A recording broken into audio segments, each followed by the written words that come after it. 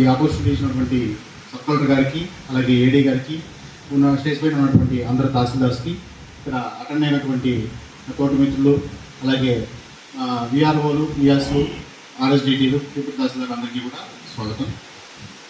మొన్న additional CCLA గారు review meeting conduct చేశారు, వీసీ తీసుకున్నారు.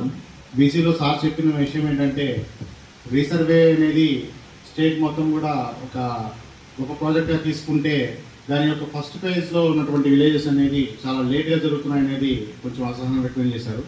బట్ దాంట్లో ఆయన చెప్పిన ఇంకొక పాయింట్ ఏంటంటే, ఇన్ టైంలో ప్రతి యాక్టివిటీ కూడా ఖచ్చితంగా జరగాలి అని చెప్పనేసి చెప్పడం జరిగింది.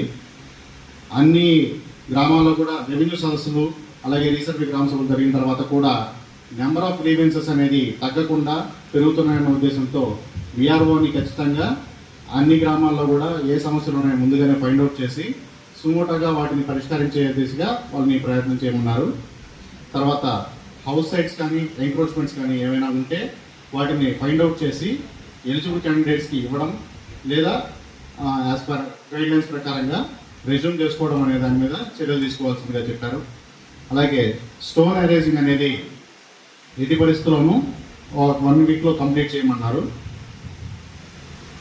అలాగే ఫస్ట్ ఫేజ్ విలేజెస్లో 13 నోటిఫికేషన్ అనేది ఈ మంత్ 30th కల్లా కూడా అన్ని విలేజెస్కి కూడా ఇవ్వాలి అని చెప్పారు.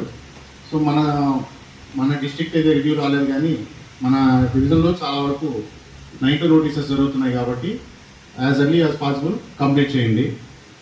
13 నోటిఫికేషన్ కంప్లీట్ అయిన తర్వాత అందరు తహసీల్దార్స్ని ఎంఎస్ నుంచి, అలాగే ఆర్ఎస్డిటీ నుంచి డిస్ప్యూట్ ఫ్రీ విలేజ్ కింద సర్టిఫికేట్ తీసుకొని ఆ సర్టిఫికేట్ని సిసిఎల్ఏ గారికి కూడా పంపాల్సిందిగా ఆయన ఆ రోజు ఆదేశించారు.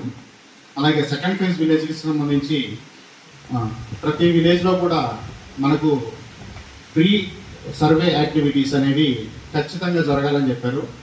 సో ప్రీ సర్వే యాక్టివిటీస్లో మనం విలేజ్ బౌండరీ ఫిక్స్ చేసుకోవడం, అలాగే టీమ్స్ని ఏర్పాటు చేసుకోవడం, ఎఫ్పిఓఎల్ఆర్ చేసుకోవడం, ఇవన్నీ కూడా విదిన్ టైంలో జరగాలన్నారు. వాటి అన్నిటికీ కూడా స్ట్రిక్ట్గా టైం లైన్స్ అనేవి ఫిక్స్ చేశారు. ఎఫ్పిఓఎల్ఆర్ అనేది సెకండ్ ఫేజ్ విలేజెస్కి మే 15వ తారీఖు తర్వాత వర్క్ చేయదు అని చెప్పడం జరిగింది. అలాగే ఏవైనా కూడా మనకు ఇచ్చిన టైం షెడ్యూల్ని దాటి వెళ్తే సిస్టమ్ జనరేటెడ్గా షోకాజ్ నోటీసెస్ కూడా కన్సర్న్ వాళ్ళకి ఇస్తామని చెప్పడం జరిగింది. సో 15వ తారీఖు లోపు ఎఫ్పిఓఎల్ఆర్ సెకండ్ ఫేజ్ విలేజెస్ అన్నీ కూడా కంప్లీట్ చేయాలి. అలాగే అందరికీ కూడా ట్రైనింగ్ ఇవ్వాలి అని చెప్పడం జరిగింది. దానివల్ల నా సబ్ కలెక్టర్ గారు కూడా ఈరోజే ట్రైనింగ్ పెట్టడం, అందరికీ కూడా దీని గురించి తెలుసుకునే అవకాశం